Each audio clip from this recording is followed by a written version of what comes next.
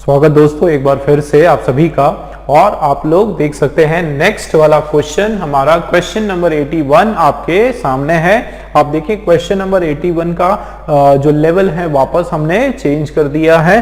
तो ये सभी जो क्वेश्चन हैं आपके ये लेटेस्ट पैटर्न के ऊपर बेस्ड हैं, ठीक है ना। लेटेस्ट पैटर्न के आपके ये सारे के सारे क्वेश्चंस हैं, लेकिन अलग अलग क्वेश्चंस चेंज कर करके जो है आप लोगों को मैं हर तरह के जो क्वेश्चंस जो मैं मैथ्स में मेंस में मोस्ट पॉसिबल है, मोस्ट संभावित जो आपके क्वेश्चंस हैं वो सभी क्वेश्चंस मैं आपको दे रहा हूं, ठीक है ना। तो ये क्वेश्चन आपका जो है बिल्कुल इजी लग रहा है, बिल्कुल आपका एक पैराग्राफ के फॉर्म में है। और यहां पर आप ऑप्शन में देखो फाइंड आउट एरर पार्ट्स, मतलब इसमें से किन किन पार्ट्स के अंदर एरर है वो हमको बताना है, ठीक है ना। तो क्या ए और डी ये दो पार्ट में एरर है, या फिर सी डी में एरर है, बी और सी में एरर है, या फिर ए और सी में है, या फिर सारे करेक्ट है, नो एरर है, ठीक है। इस तरीके से आपके ऑप्शंस हैं जो आपको बिल्कुल ध्यान से पढ़ना है, ठीक है।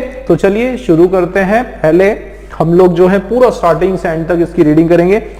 During elections, many political party enter into alliance with each other parties, but after election they again separated from each other. क्या यहां पर बोला जा रहा है ध्यान देना दोस्तों, क्या बोला जा रहा है यहां पर ड्यूरिंग इलेक्शंस, ठीक है। During elections many political parties, election के दौरान क्या होता है, जैसे कि आप लोगों को पता है कि भाई इलेक्शन जीतने के लिए पार्टीज कुछ भी करती है, किसी से भी अलायंस बना लेती, कोई उनको चाहे वो पूरा उनका धुर विरोधी रहा हो बिल्कुल उससे अलायंस बना लेगी, उससे जो है इलेक्शन में जैसे आप लोगों ने महाराष्ट्र में देखा कि शिवसेना जो कि बीजेपी का सपोर्टर था, किस तरीके से उसने कांग्रेस और एनसीपी से अलायंस बनाया और अपनी पार्टी बना ली। तो ये पॉलिटिक्स का ये हिस्सा है, लोग दल बदल करते हैं, ठीक है, ताकि अपना जो राजनीतिक जो जमीन है उनकी वो उनकी पक्की रहे। तो वही यहां पर बताया जा रहा है, उसी सेंस में ये आपका सेंटेंस है कि इलेक्शन के दौरान बहुत सारी जो पॉलिटिकल पार्टी है वो क्या करती है, अलायंस में आती है। अलायंस का मतलब होता है गठजोड़, ठीक है।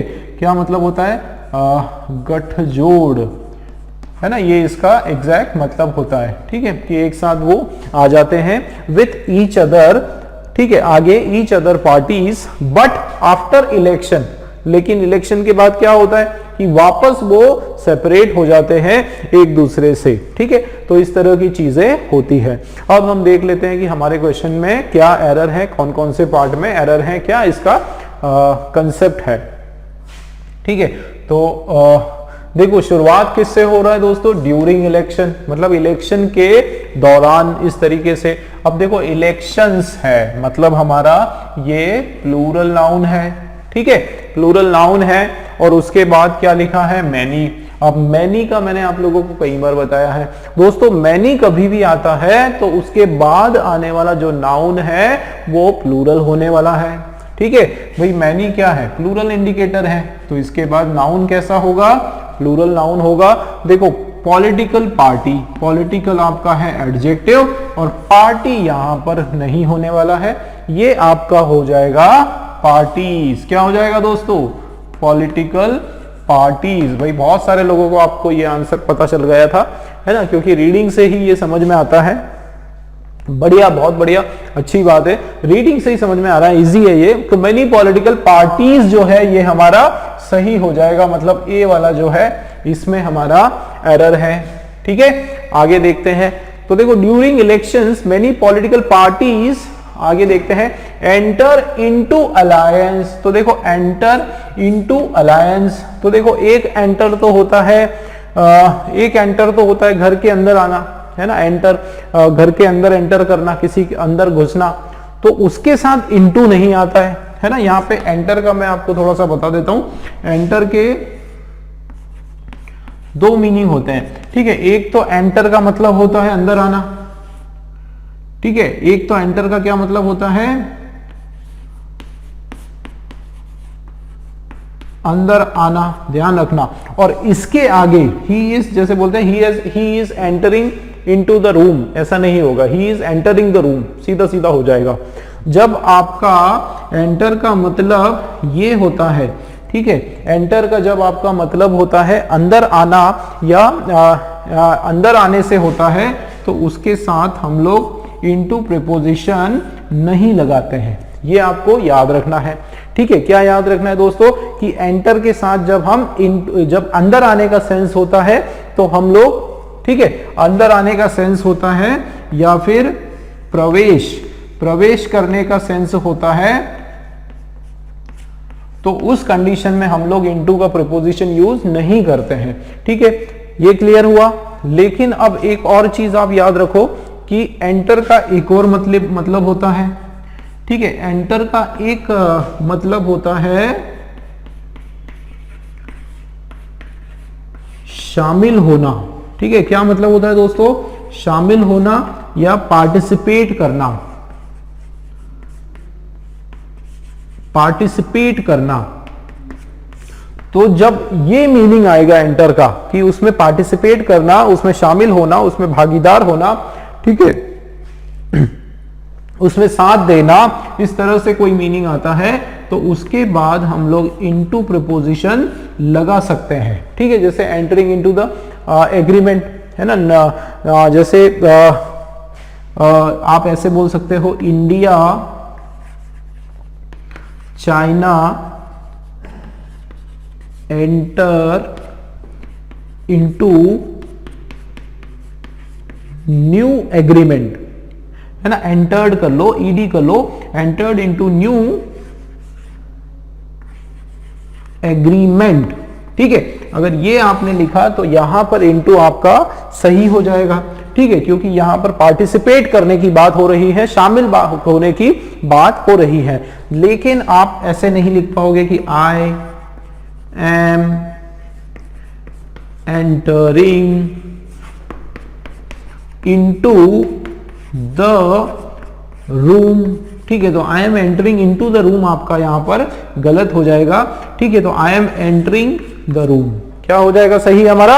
I am entering the room, क्योंकि एंटर करने का मतलब ही होता है कि इनटू, उसमें अंदर ही होता है। एंटरिंग मतलब अंदर की ओर आना, ठीक है। तो दोनों अलग अलग मीनिंग एक ही वर्ड के हमारे आ गए, ठीक है। तो उस हिसाब से अगर हम बात करें दोस्तों यहां पर, तो एंटर इनटू अलायंस, एक अलायंस में, गठजोड़ में यहां पर साथ में आने की बात हो रही है, इसका मतलब यहां पर ये आपका बिल्कुल करेक्ट है, ठीक है। एंटर और इनटू जो है आपका यहां पर बिल्कुल करेक्ट है। आगे देखते हैं, तो देखो enter into alliance with each other. अब ध्यान देना दोस्तों, एक होता है ईच अदर, ठीक है, एक तो आपका होता है ईच अदर और एक हम बोलते हैं one another.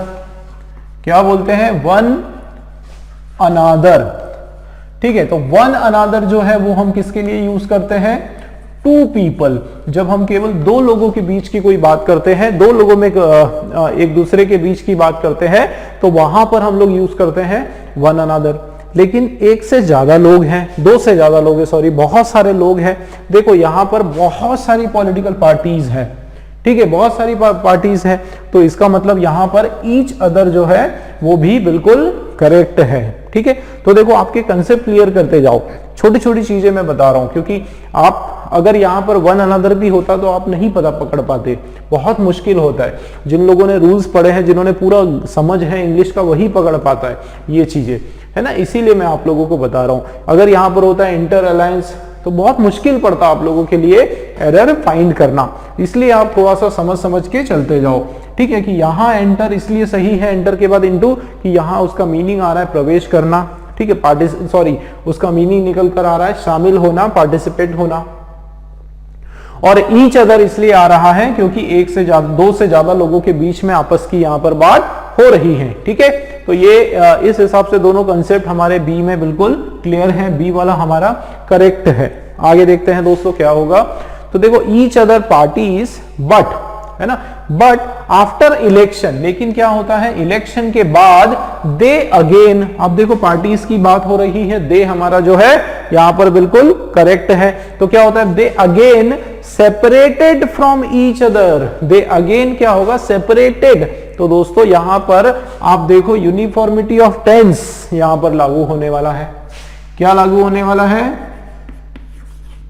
Uniformity of tense. भाई इसका सिंपल सा मतलब मैं आपको समझा देता हूं कि अगर आपका सेंटेंस का एक हिस्सा प्रेजेंट टेंस में है तो दूसरा भी प्रेजेंट में रहेगा, एक हिस्सा पास्ट में है तो दूसरा भी पास्ट में रहेगा, वो पास्ट टेंस या प्रेजेंट टेंस कंटिन्यू रहेगा। तो यहां पर आप देखो कि एंटर लिखा है, मतलब ये आपका प्रेजेंट टेंस का सेंटेंस है। भाई किसका है? प्रेजेंट टेंस का सेंटेंस है हमारा, तो जाहिर सी बात है यहां पर भी हमारा ये प्रेजेंट टेंस ही होने वाला है, ईडी यहां नहीं लगने वाला है। ठीक है, तो आफ्टर इलेक्शन देखो एंड से सॉरी बट कंजंक्शन से जुड़ा है, तो दोनों तरफ सेम टेंस होने वाला है। तो आप देखो क्या लिखा है कि after election they again separate from each other, ये आपका सही हो जाएगा। ठीक है दोस्तों, क्लियर हुआ? तो बताओ जरा किस पार्ट में एरर नहीं है, हमारा क्लियर है, बी वाला हमारा क्लियर है। और parties but each other parties but again but after election they again, तो ये सी वाला भी हमारा सही है। तो बी और सी हमारा जो है वो करेक्ट है, बी और सी करेक्ट है। और एरर की अगर हम बात करें तो अच्छा हमको पता करना है एरर वाला, किस किस पार्ट में एरर है वो हमको पता करना है। तो जाहिर सी बात है फर्स्ट ए में आपका एरर है, ठीक है, ए, हाँ ए में हमारा एरर है, उसके अलावा जो है बी हमारा सही है, सी हमारा सही है, और डी वाला जो पार्ट है इसके अंदर भी एरर है। तो ए और डी ये जो दो हमारे पार्ट है इसके अंदर एरर है। देखो यहाँ क्वेश्चन ध्यान से देखना है दोस्तों, ठीक है ना, बीसी टिक नहीं कर देना है। क्वेश्चन क्या है? एरर वाला पार्ट पता करना है, मतलब जो राइट है उसको टिक नहीं लगाना है, जिसमें एरर है जो रॉन्ग है उसको, है ना। तो जो रॉन्ग क्या है, ए और डी, ये हमारे रॉन्ग वाले पार्ट है, इसका मतलब ए डी हमारा राइट आंसर है। यहां मैं आपको बार बार बता रहा हूं दोस्तों, बहुत सारे बच्चे आप में से कंफ्यूज हो सकते हो, आपको लगेगा राइट कौन सा है लगाना है, तो ध्यान रखना है, इंस्ट्रक्शंस बिल्कुल ध्यान से पढ़ना है। ठीक है, फर्स्ट वाला एडी वाला जो है वो हमारा करेक्ट है। तो देखो इस क्वेश्चन से भी हमने बढ़िया सा एक कंसेप्ट सीखा। ये तो आपका इजी है कि पार्टीज होगा, प्लूरल नाउन होगा, लेकिन ये एंटर इनटू का मैंने समझाया, ईच अदर वन अनदर का फर्क मैंने आपको समझाया। ठीक है, यूनिफॉर्मिटी ऑफ टेंस का रूल मैंने आपको बताया। चलिए देखते हैं इसी तरीके से हमारे अगले क्वेश्चन में क्या क्या नई चीजें हम सीखने जा रहे हैं। चलिए दोस्तों, स्वागत एक बार फिर से, नया क्वेश्चन देखते हैं। आपके सामने है अगला वाला क्वेश्चन, देखो आप कौन सा क्वेश्चन है, क्वेश्चन नंबर 82 हमारा और सेम पैटर्न 81 का जो क्वेश्चन जो हमारा क्वेश्चन था उसी पैटर्न का ये पर्टिकुलर क्वेश्चन है। इसके अंदर भी हमको जो है एरर वाला पार्ट पता करना है। ठीक है, क्या लिखा है देखो, we know that medical science has become so advanced that it can be it can diagnosed and disease easily, but cancer is still a challenge before it। ठीक है, थोड़ा इसका मीनिंग समझ लेते हैं फिर इसके एरर करेंगे। देखो, we know that medical science, कि हमें ये बात पता है कि ये जो मेडिकल साइंस है हैज बिकम, वो बन चुकी है, सो एडवांस, इतनी एडवांस की, है ना। तो सो एडवांस दैट, यहां तक बिल्कुल सही है ना। अभी सही गलत नहीं, केवल इसका हिंदी समझ लेते हैं कि हमको पता है कि मेडिकल साइंस जो है हैज बिकम, वो बन चुकी है इतना एडवांस कि इट कैन डायग्नोस, कि वो क्या कर सकती है, डायग्नोस कर सकती है, और डिजीज को जो है कर सकती है इजीली, डिजीज को इजीली कर सकती है। But cancer is still a challenge before it, लेकिन ये जो कैंसर है वो क्या है, अभी भी चैलेंज है, मतलब वो डायग्नोस करने के बाहर है, या उसका इलाज जो है अभी भी हम लोग उसमें नहीं कर पाए हैं। ठीक है, तो यहां बताया जा रहा है कि मेडिकल साइंस जो है इतना उसने तरक्की कर लिया, हर एक बड़ी बड़ी बीमारियां जो है उसका इलाज निकाल लिया, लेकिन कैंसर एक ऐसी चीज है जिसका इलाज अभी भी जो है वो एकदम हम क्योर नहीं कर पाते हैं। खास करके उस स्टेज में, जब हम लास्ट स्टेज में हो कैंसर की, जब मतलब बिल्कुल जब इनिशियली अगर पता ना चले किसी पेशेंट के अंदर कि उसमें कैंसर है, तो फिर लास्ट स्टेज में उस पेशेंट को बचाना बहुत मुश्किल हो जाता है। तो यहां पर उसी सेंस की बात हो रही है। देख लेते हैं हम लोग शुरू से क्या हमारा एरर हो सकता है। आप देखो दोस्तों, यहां क्या लिखा है, वी नो। अब देखो ये आपका सब्जेक्ट है, ठीक है, वी क्या है, सब्जेक्ट है, और कैसा, प्लूरल सब्जेक्ट है। भाई प्रोनाउन कैसा है हमारा, प्लूरल है, तो प्लूरल सब्जेक्ट, उसके लिए वर्ब जो है वो प्लूरल होने वाला है, वर्ब का फर्स्ट फॉर्म आने वाला है। तो ये बिल्कुल करेक्ट है, कोई इशू नहीं। तो वी नो दैट, हमको पता है कि क्या, मेडिकल साइंस। अब देखो मेडिकल साइंस जो है ये आपका सिंगुलर नाउन है, ठीक है। एक एक कंसेप्ट पूरा हम लोग क्लियर करते चल रहे हैं दोस्तों।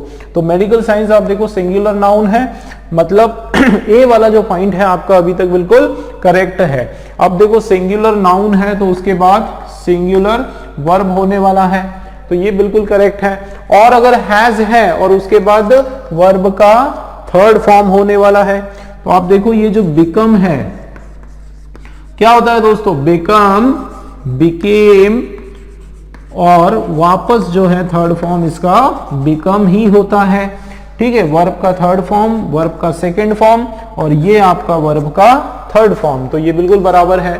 बिकम सो एडवांस्ड दैट, तो आप देखो सो जो है उसके साथ आपका ये कंपाउंड कंजंक्शन है, और सो के साथ दैट आता है, ठीक है। सो के साथ बिल्कुल दैट आता है, तो सो एडवांस, इतना एडवांस्ड बन चुका है, ठीक है, इतना ज्यादा एडवांस्ड बन चुका है कि अब देखो ये जो एडवांस वर्ड है, ध्यान देना दोस्तों, अगर आप इसको ईडी लगाते हो तो ये यहां पर एडजेक्टिव का काम कर रहा है, ठीक है। ये अगर ईडी लगा है तो एडजेक्टिव का काम कर रहा है। अगर यहां पर ध्यान देना, यहां पर केवल एडवांस होता, ठीक है, तो वो हमारा वर्ब की तरह काम करता, लेकिन हम लोग यहां पर जो है एडजेक्टिव चाहिए, तो ईडी हमारा बिल्कुल सही है। तो ठीक है, देखो क्या लगा है कि सो एडवांस्ड दैट इट कैन, अब इट की बात हो रही है, तो भाई इट किसके लिए बताओ जरा, इट किसके लिए यूज किया गया, इट हमारा यूज किया गया मेडिकल साइंस के लिए, और जो कि आपका सिंगुलर नाउन है, तो ये यहां पर सिंगुलर प्रोनाउन जो है बिल्कुल बराबर है, ठीक है। इट कैन, तो इट तक बिल्कुल बी वाला भी हमारा करेक्ट है। अब देखो आगे क्या लगा है, इट कैन डायग्नोस्ड, तो भाई कैन आया और कैन के बाद सीधा वर्ब का थर्ड फॉर्म आया, बिल्कुल रॉन्ग हो जाएगा भाई। कैन के बाद वर्ब का फर्स्ट फॉर्म आता है, तो या तो क्या होगा, इट कैन बी डायग्नोस्ड, है ना। तो लेकिन अगर बी आता है तो उसके बाद हमको यहां पर एक बाय, एक प्रीपोजिशन लगानी पड़ेगी, it can B diagnosed by someone, उसके द्वारा डायग्नोज किया गया, मतलब पैसिव वॉइस का सेंटेंस हो जाएगा।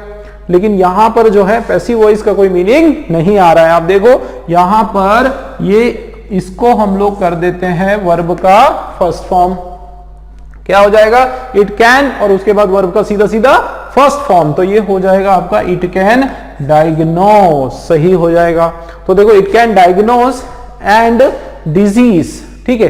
अच्छा ये एंड नहीं है, ये जो है ये क्वेश्चन का मिस्टेक है ना, ये हो जाएगा आपका any, it can diagnose any disease, ठीक है। तो ये क्या करने वाला है, it can diagnose any disease easily, आसानी से किसी भी डिजीज को डायग्नोज कर सकते हैं।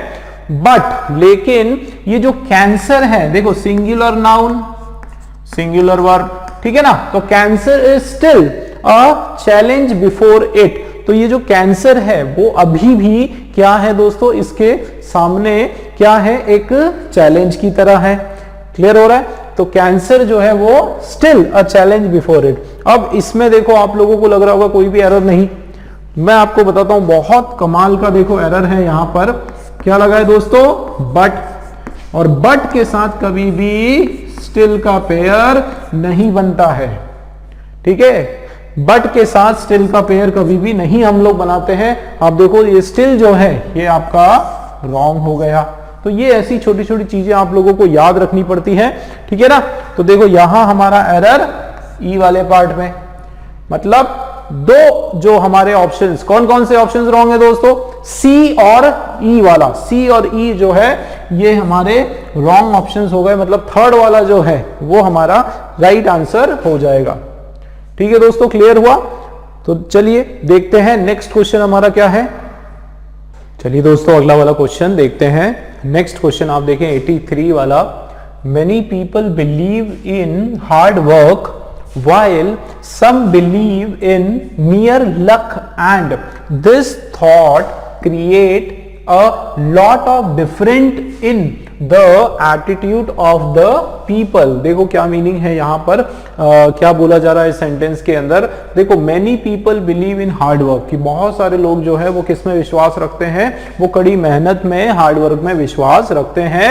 while some believe in mere luck, कि कुछ लोग जो है वो क्या करते हैं, वो बिलीव करते हैं केवल लक में। मियर का मतलब सिर्फ है ना, केवल, ओनली है ना, यहाँ पर मियर का मतलब होता है ओनली, सिर्फ, लक में वो विश्वास रखते हैं। And this thought create a lot of different, ये जो थॉट है, ये जो सोच है, ये क्रिएट करती है बहुत सारा फर्क क्रिएट करती है इन the attitude of the people, की लोगों का जो एटीट्यूड है उसमें बहुत चेंज वो क्रिएट करती है। ठीक है, तो ये हमने एक मीनिंग समझा। देखते हैं क्या इसमें एरर है। तो देखो आप शुरुआत यहाँ पर कैसे हो रही दोस्तों, शुरुआत हो रही है मैनी से, और मैंने आप लोगों को बताया कि मैनी के बाद जो है प्लूरल नाउन आता है। ठीक है, तो ये जो वर्ड है आपका पीपल एकदम सही है। ठीक है, मैनी पीपल, कोई इशू नहीं। अब मैनी पीपल बिलीव, देखो एक होता है बिलीव और एक होता है बिलीफ। ठीक है, एक वर्ड होता है बिलीफ, तो बिलीफ का मतलब होता है लोगों का, लोगों की धारणा। ठीक है, बिलीफ का मतलब होता है धारणा, और बिलीव जो है, बिलीव का मतलब होता है विश्वास होना। ठीक है, क्या होना, विश्वास होना। और ये आपका जो है मैनी पीपल जो है बिलीव, ये बिलीव का मतलब है विश्वास करना, विश्वास करना। और ये जो वर्ड है ये आपका वर्ब है, वर्ब का फर्स्ट फॉर्म है। ठीक है, और वो बिलीव जो है वो होता है धारणा, और वो आपका जो है नाउन है। ठीक है, तो यहाँ पर बिल्कुल वर्ब की ही जगह बन रही है कि बहुत सारे लोग जो है इस बात पर में विश्वास रखते हैं। ठीक है, तो ये आपका प्लूरल नाउन, तो वर्ब भी आपका प्लूरल, उस हिसाब से यहाँ पर ये बिलीव वर्ड बिल्कुल सही है। आगे देखते हैं, मेनी पीपल बिलीव, किस में, बिलीव इन हार्ड वर्क, बिल्कुल सही है। ठीक है ना, बिलीव के साथ इन प्रीपोजिशन हम लोग लगाते हैं, तो इन हार्ड वर्क, किस में विश्वास रखते हैं, हार्ड वर्क में। आगे बढ़ते हैं, वाइल। अब देखो वाइल का थोड़ा सा मैं बता देता हूं आप लोगों को, वाइल क्या होता है, कब इसको यूज रखते हैं, यूज करते हैं। ठीक है, वाइल का मतलब होता है के दौरान। ठीक है ना, वाइल का मतलब होता है के दौरान। अब ये इसमें एक चीज आपको याद रखना है कि टू एक्शंस, दो एक्शंस जो है taking place, taking place at the same time, दो एक्शंस जो है वो एक ही समय पर जब होती है तो हम लोग वाइल शब्द का इस्तेमाल करते हैं। बिल्कुल याद रखना आप, दो एक्शन जब हम एक ही समय पर, दो एक्शन हो रहा है एक ही टाइमिंग पर, तो हम लोग वाइल का इस्तेमाल करते हैं। जैसे यहां पर आप देखो क्या बताया जा रहा है कि many people believe in hard work while some believe in mere luck, कि एक तरफ तो जो है बहुत सारे लोग मेहनत में विश्वास रखते हैं। ठीक है, तो एक एक्शन तो ये, और उसी समय है ना, उसी समय बहुत सारे लोग लक पर विश्वास रखते हैं। तो एक ही समय पर दो साइमल्टेनियस एक्शन यहां पर हो रही है, इसका मतलब वहां पर वाइल का प्लेसमेंट बिल्कुल सही है।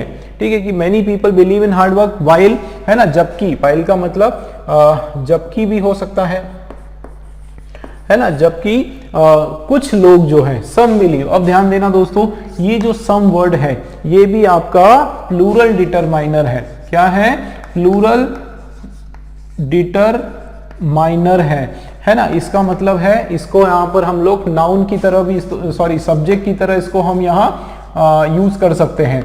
ठीक है, अब इसको सब्जेक्ट की तरह यूज करेंगे, ध्यान देना, तो ये आपका प्लूरल है। ठीक है, प्लूरल सब्जेक्ट है। अब प्लूरल सब्जेक्ट है तो उसके बाद वर्ब कैसा होना है, प्लूरल वर्ब। तो ये भी यहां पर बिलीव बिल्कुल सही है, कि बिलीव्स नहीं है, बिलीव है, बिल्कुल सही है। सम बिलीव्स इन मियर लक। ठीक है, तो मियर लक भी सही है। देखो बहुत सारे लोग सोच रहे होंगे मियरली लक होगा क्या, मियरली लक नहीं होगा। क्यों, क्योंकि देखो मियर, ध्यान देना, मियर जो वर्ड है वो आपका एडजेक्टिव है।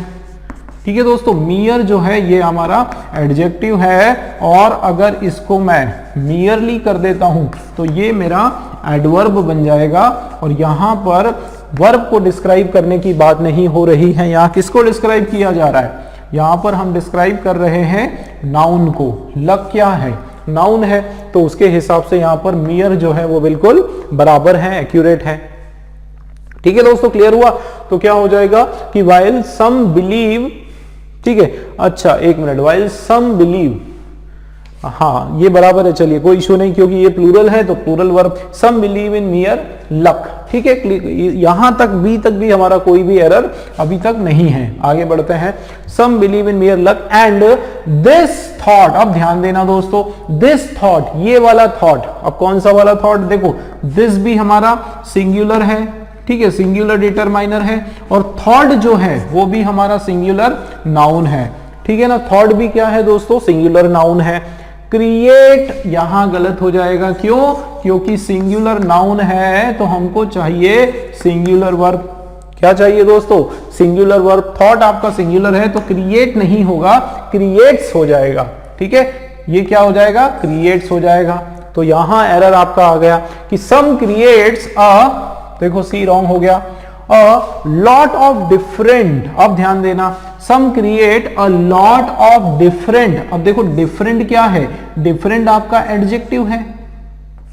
ठीक है ना, डिफरेंट मतलब अलग। अगर डिफरेंट लिखा होना होता तो यहां पर फिर कोई नाउन लगाना पड़ता कि lot of different approach, activity, attitude, इस तरह की कोई चीजें होती। लेकिन यहां पर नाउन की बात नहीं हो रही है। ऑफ प्रीपोजिशन कभी भी आता है तो उसके बाद आपका यहां जगह किसकी बनती है, नाउन की। ध्यान रखना दोस्तों, किसकी जगह बनती है, लॉट ऑफ डिफरेंट नहीं होने वाला है, ये आपका बन जाएगा डिफरेंस। क्या हो जाएगा, ये लॉट ऑफ डिफरेंस जो है ये हमारा सही हो जाएगा। ये आपका एक नाउन है और इसका मतलब होता है फर्क, फर्क या अंतर। ठीक है, क्या मीनिंग हो जाएगा इसका, lot of difference in the attitude of the people, कि लोगों के जो लोगों का जो एटीट्यूड है उसके अंदर बहुत कुछ, बहुत सारा डिफरेंस यहां पर इस तरीके से बात हो रही है। ठीक है, इसका मतलब एरर हमारा किस किस में है दोस्तों, डी के अंदर हमारा एरर है और सी में। तो सी और डी जो ऑप्शन है वो हमारा एरर का ऑप्शन है। हमको क्या पता करना था, फाइंड द एरर पार्ट। तो एरर पार्ट हमारा ये है सेकेंड वाला। ठीक, सेकेंड वाला आपका राइट आंसर है। क्लियर हुआ दोस्तों। तो इस तरीके से देखो कितनी दो नई चीजें हमने यहां पर सीखा। ठीक है, हमने यहां पर क्रिएट के बारे में सीखा, काफी सारी छोटे छोटे कंसेप्ट हमने यहां पर क्लियर किए। ठीक है, एक बार पढ़ लेते हैं राइट आंसर। देखो, many people believe in hard work while some believe in mere luck and this thought creates a lot of difference in the attitude of the people. ठीक है, तो ये हमारा सेकेंड वाला सी डी जो है वो सही आंसर हो जाएगा। ठीक, चलिए देखते हैं अगला क्वेश्चन।